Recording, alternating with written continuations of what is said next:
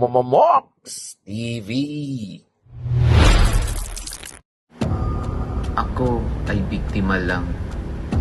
Bakit sinasabihan niyo ako ng masasakit na salita?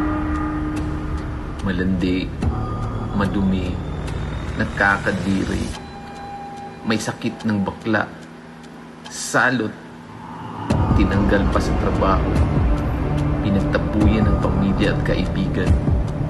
Bulok daw ako, sabi ng partner ko.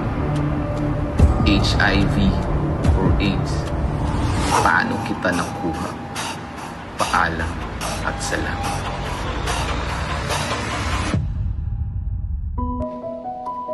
HIV or human immunodeficiency virus is a virus that attacks cells that help the body fight infection, making a person more vulnerable to other infections and diseases and lead to AIDS.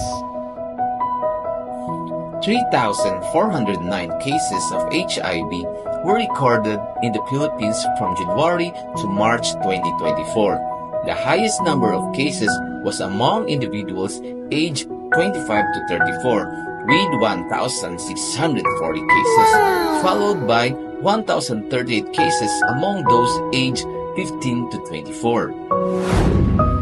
It is transmitted through unprotected sexual activity, sharing of needle, and mother-to-child transmission.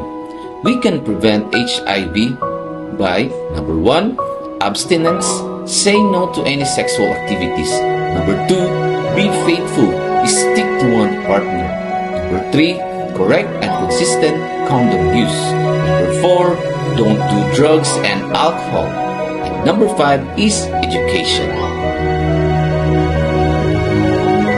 HIV don't have cure, but it can be treated. Number 1 is to get yourself tested. 2 is by antiretroviral drugs. Number 3 is therapy.